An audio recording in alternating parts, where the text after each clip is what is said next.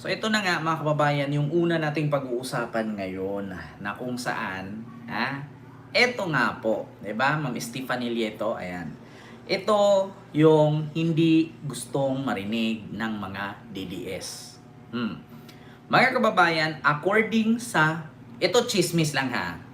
Pag sinabi nating chismis, mga kababayan, may possibility totoo, may possibility hindi totoo. So chismis po ito, alam nyo na po. Mga kababayan, kumakalat po ngayon na kung saan may warrant na daw si Bongo. Naku po, mga kababayan.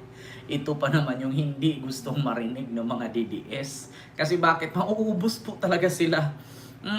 Naku. Kamakailan sinabi ni Buying may warrant si Bato pero unofficial. Tapos ngayon may kumalat na naman na may warrant si Bato. Hindi ko sure kung unofficial or official. Pero may possibility nga na magsabay si Bato at si Bongo na maaresto. Nako po. Ayan na nga mga kababayan. Yung aking masasabi.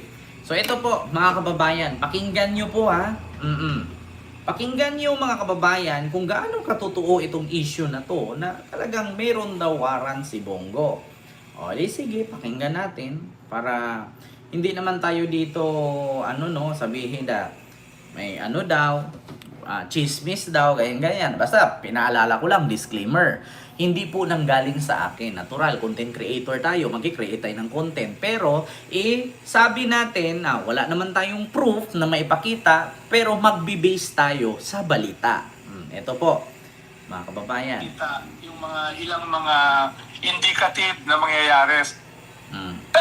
Hindi naman kinakailangan ng bolang kristal para makita yung ilang mga indicative na mangyayari sa 2026. Dahil napakahalaga nitong 2026. This will be a very defining year. More than 2027. No, lahat ng mga posibleng mangyayari sa 2028 will be shaped ngayong 2026.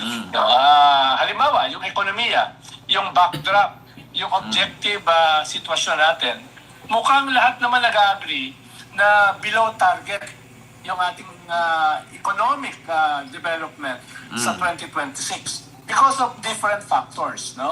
Inflation, sa DZMM po ito ha mga kababayan. Low investment, no? At saka itong itong corruption scandal natin. Ayan po yung 2026. Government spending, tapos sa mga nagtataka po at nagtatanong, ano yan? Bakit si Ronald Llamas yan? Ganito po kasi yan. Mga kababayan, si Ronald Llamas, hindi po natin siya pwedeng sabihin wala siyang alam. Bakit? Minsan kasi mga kababayan, itong si Ronald Llamas, meron po itong mga nakakausap, no? Lalong-lalo na, ito po ay kakamping si Ronald Llamas. Alam naman po natin na dating ito ni Pinoy, di ba? Ay kay Ma'am Emma. Hello po. Maraming salamat sa yung super sticker. So, mga kababayan, may possibility na may mga connection siya at may mga nalalaman din siya na hindi dapat isa publiko. Pero minsan nga, itong si Llamas ay may pahapyaw lang. Diba? So, pakinggan ninyo. Itong pahina na peso, global situation, etc. etc. So, ang problema, kung babagsak yung ating ekonomiya below 4%, medyo malaking problema yan para sa ating gobyerno.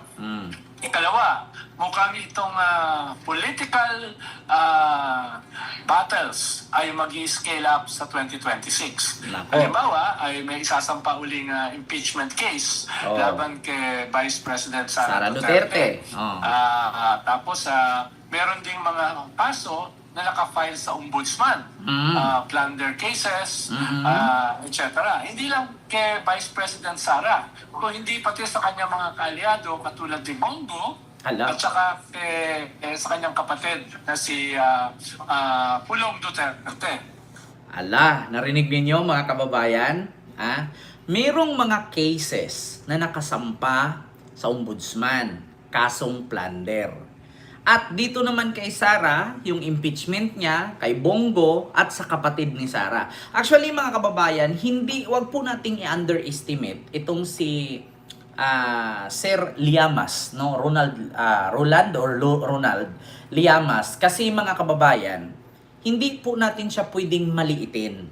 No? Hindi porket hindi siya katulad kay Guanzon na ganyan, may power, hindi siya katulad kay ganito na mga nagsasalita dyan, ay i-underestimate natin. Tandaan ninyo mga kababayan, malaki po ang papel nito nung panahon ni Pinoy, si Llamas. Kaya itong si Llamas, meron po itong mga intel, no? Meron po siyang mga radar, meron din po siyang mga kaibigan na kayang magbigay sa kanya ng info, kaya po siya malakas ang loob na nagsasalita. Doon pa lang sa sinabi niya, na sa 2026 may bagong kaso na naman kay Sara sa impeachment, yung mga naka-file na plunder case sa ombudsman, itong kay Bongo, bakit niya ibibigkas kung hindi siya sure? Yeah? Itong sa kapatid ni Sara na si Pulong, kasi siyempre, 'di ba, kung naalala ninyo, sabi nga ni Senator Antonio Trillanes, kung hindi kayang gampanan ng ICI itong pag-imbestiga kay Pulong, dapat magsialisa na sila dyan at si Trillanes na lang ang kusang mag-imbestiga at mag-file ng kaso dito kay Pulong. Naku po, ito pa. Tingnan ng ICC, si Senator Bato, at posible na mag-issue rin ng international warrant ang ICC kay Bongo. Naku! So, may klaseng offensive laban sa mga Duterte itong taong ito. No? Ikatlo, ay itong anti-corruption scandal ay parang nabitin yung mga tao itong nakaraang Disyembre. Tama. Dahil sabi ay marami nang sasampahan ng kaso at marami nang ipapakulong before Christmas. Kung hindi yan mangyayari dito sa first quarter ng ating taon, especially ngayong January at February, baka sumabog na naman ito sa next EDSA celebration, 40th anniversary ng EDSA 1 sa February 2025. Na magiging mensahe is again anti-corruption, anti-impunity, anti-dynasty. At panghuli ay may gagawin bang mga reforma yung ating gobyerno. Halimbawa, itong promisa nila na anti-dynasty bill na mukhang marami nagsasabi, parang hindi naman anti-dynasty. Lalo na yung version ng Speaker at saka ni Sandro Marcos. Itong kanilang iba pang mga bill, halimbawa, matutuloy ba itong bagong ICI, itong ICIAC ni Congressman Laila de Lima, na mas malakas at mas independent. Tapos itong review ng party list law, no, etc. etc. So, ito yung mga haharapin natin ngayong 2026. So yun po yun ha mga kababayan. So kaya po sinabi ito ni Llamas kasi mangyayari po ito. Ulitin ko po. Itong ekonomiya natin. Yung mga kaso sa flood control. Yung mga kaso ni Bato, ni Bongo, ni Pulong, ni Sara. At itong mga aaristuhin na mga sangkot. Naku po mga kababayan, may isang DDS umiyak dyan. Ako daw bayaran. Maglabas kayo ng resibo. Kasi kapag ako maglabas ng resibo kung sino ang bayad, iiyakan na naman kayo. Di ba? So ngayon mga kababayan, bukod dyan sa sinabi ni Llamas na lalabas ang warrant ni Bongo, mga kababayan, gusto ko pong i-confirm. Not only Bongo. Di ba, kung naalala ninyo, sinabi ni Boying Rimulya, Ombudsman Boying, na merong unofficial warrant of arrest si Bato na hawak niya, pero hindi official unofficial. So kaya nagtago si Bato. Mga kababayan, in first quarter of the year 2026, mismo si Senator Antonio Trillanes nagsabi na 3 o 4 na warrant daw yan. Una, sinabi ni Boying na meron siya kay Bato. Pangalawa, si Bongo, si Albayalde, ay meron na din susunod. Kasi 4 yan. Una, si Digong, si Bato, si Bongo, si Albayalde. So 4 nga naman. So ngayon mga kababayan, nakulong na si Digong, kinumpirma ni Boying na meron siyang warrant na copy, hawak, pero unofficial kay Bato. So, si Senator Antonio Trillanes naman,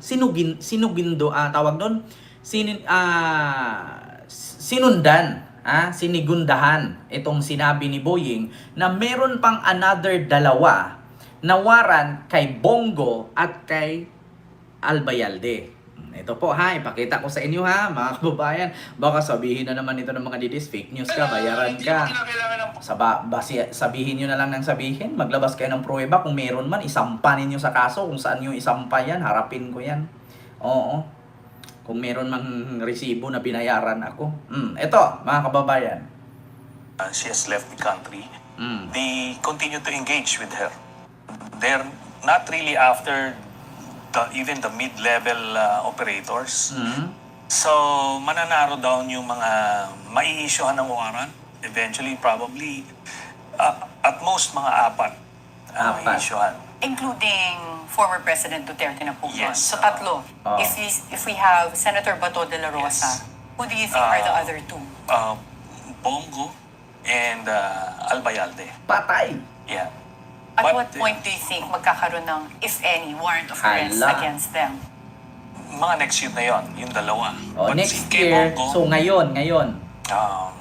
tingnan natin.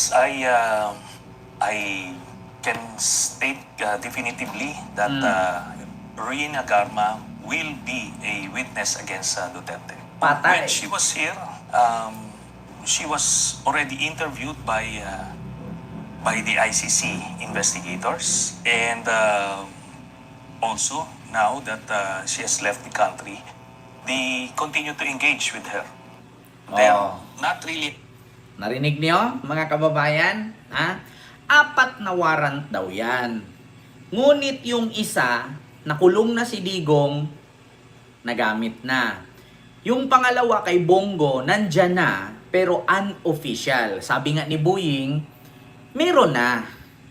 Medyo na busy lang itong mga taga-ICC at ang Interpol. Kasi mga kababayan, paalala ko sa inyo, sa mga nagsasabi po, bakit ang tagal naman ni Bato arestuhin? Bakit ang tagal naman ni Bato maaresto? Ganito po, simpleng sagot, simpleng tanong. Mga kababayan, si Bato po, pulis yan. Ha? Wait lang mga kababayan.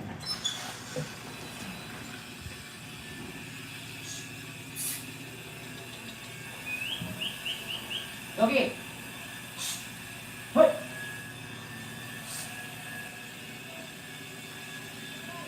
Hoy!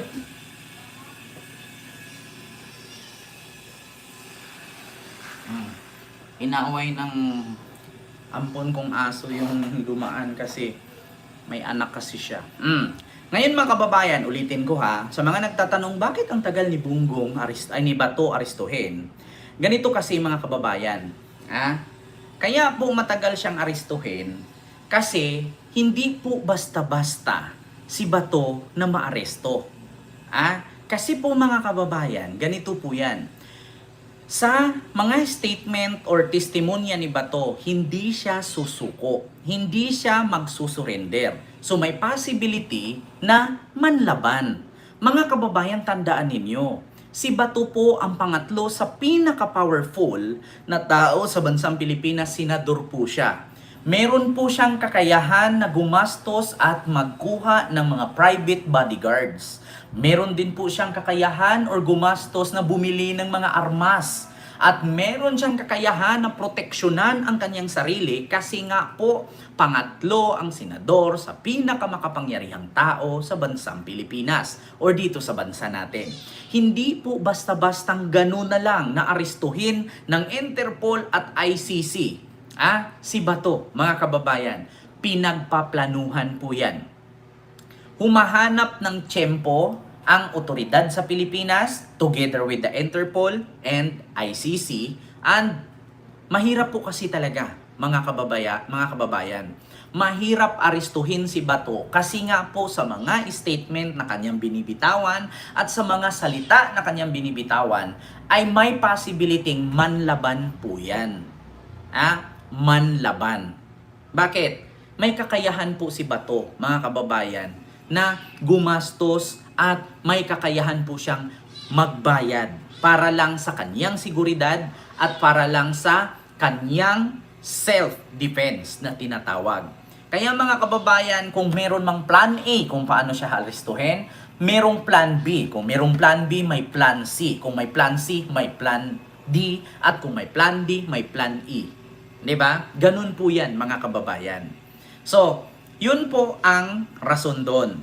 Pangalawa, narinig nyo naman po sa sinabi ni Trillanes, salamat po Nanay Minda, narinig naman po ninyo sa sinabi ni Trillanes na 4 na warrant yan, lumabas ng kay Digong, nagamit na, kay Bato, nandyan na, sinabi ni Boying, not only hindi lang official, at sumunod na daw itong kay Bongo at kay Albayalde this year. Kasi sabi, actually, in-interview si Trillanes at that time, mga December, katapusan, December 26, 27, 25. So sabi niya, next year. So, first quarter of the year, ngayong 2026, lalabas ang warrant ni Bongo at ni Albayalde. So sa madaling salita, mga kababayan, meron nga. Tandaan natin mga kababayan, si Albayalde, pulis rin. Si Bongo, senador din. Makapangyarihan po yang mga yan, mga kababayan. Kaya wag po tayong magmadali na arestuhin. Alam ko naman po na sino po bang may gusto na maaresto yung mga yan? Tayo po, kakamping, loyalista, pro Marcos, pro Aquino, yan po ang mga may gustong maaresto yan. Yang mga tao na yan. At alam ko naman po na kapag loyalista at kakamping, mga edukado at mabilis paintindihin yan. Wag po natin itulad ang ating mga isip at sarili sa mga bobo, uto-uto, inutil, hampas lupa, pangit, patay gutom, dugyot, manyakis na mga DDS. 'Di ba? Na ilang beses magsabi, ang tagal-tagal makulong, ang tagal-tagal aristuhin, ang tagal-tagal naman, ganyan. Nagmamadali. Akala siguro nila ganun na lang kadali. 'Di ba? Mga DDS lang ang mahirap paliwanagan. 'Di ba? Kung matagal mang maaresto si Bato at si Bongo, alam po natin 'yan. Kasi bakit? May mga power 'yan. May mga kakayahang gumastos, bumili ng armas, mag-hire ng tao yan para maprotektahan lang sila. At marami silang mauto na mga DDS. At hindi pa natin lubos isipin or hindi natin alam na baka gumamit ng human shield yan. Ito ang pinaka-the best dyan. Kung nagtitipid si Bongo or si Bato, si Albayalde para hindi maaresto, may possibility magtawag ng taong bayan yan, gawin nilang human shield. Para pag inaresto sila, magkakagulo, mahirapan ang gobyerno at ang mga otoridad mag-aresto kasi nandyan yung tao. Just like what Kibuloy did noong ginawa yan ni General Torre doon. Na napakaraming tao nang gugulo nung inaresto si Kibuloy. Pwede nilang gawin yan. Kasi may mga influence sila. Pwede nilang gamitin ang kanilang kakayahan, influensya, pera, para magtawag ng mga tao na magtitipon-tipon, kaya mahihirapan arestuhin ng otoridad yang mga yan. Katulad sa nangyari sa pag-aresto kay Kibuloy, napakaraming supporter daw di umano, hindi man mabot sa 1,000. Andoon, di ba? Kung naalala ninyo, nagkagulo, sinugod ang mga pulis doon, ganon nila, di ba? Oo, halos hindi nila papasukin ang pulis. May possibility na ganyan mangyari. Okay lang kung si Bato lang at saka yung mga hired nila daan na mga goons na makikipagbakbakan, makipagbarilan sa otoridad. Kung maghalo ng sibilyan, diyan mahihirapan ang otoridad na mag-aresto sa kanila kung hahaluan nila ng human shield ang tawag dyan. Mga kababayan, so nagets nyo na po ba mga kababayan? Diyan po ang pinakamahirap. Diyan ang pinakamahirap na sitwasyon. Ini-imagine ko na mga kababayan. Ini-imagine ko na. Kung sakali man na matiklo si Bato, si Bongo, at alam nyo naman, katulad na napansin ninyo, nung inaresto si Pokis, sumugod agad sila lahat doon sa NAIA. Di ba nagkakagulo doon sa labas ng NAIA, nagsisigawan na yung mga supporter? Si Pokis pa lang yun. Tandaan ninyo, si Bongo, si Bato, si Albayalde yan. Mahirap po kasi maraming uto-uto na DDS na pwede nilang kontakin, tawagan ng organizer, mag-organize kayo, palusubin nyo dito, papuntahin nyo dito, media, mga vloggers, di ba? Para malaman ng mga vloggers at in-news agad, media agad, di ba? So, paano ngayon naarestuhin ng otoridad kung nandun ang media, nandun ang vloggers, nandun ang tao? Mahirapan sila kung magbarilan doon, mananatiling maximum tolerance itong otoridad. Hindi pwedeng magbitaw ng bala itong otoridad kasi kung magbitaw sila ng bala, laban dito sa mga aarestuhin na magbitaw din ng bala, madadamay ang taong bayan, madadamay yung mga nagrarally, madadamay yung mga supporter nilang bobo. 'Di ba? Kaya sa mga nagsasabing bakit ang tagal mahuli, ganyan po kahirap ang sitwasyon ng mga otoridad na manghuhuli sa kriminal. Kasi ultimo kriminal, hanggat maaari, wag mong patayin.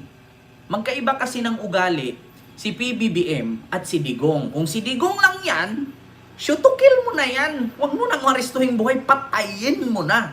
Ganon agad. Si Marcos ngayon ultimo nga kriminal, halos ayaw na nga ipakulong kaya naaawa siya. Diba? As long as buhay, buhay. Diba? Kung si Digong lang, patumba mo na yan para hindi ako sumabit. Ganun ang style ni Digong doon kung naalala ninyo.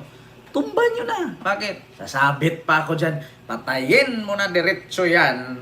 Tapos pag namatay yan, empas. Wala na tang sabit. Wala na problema. Ganyan ang style ni Digong noon.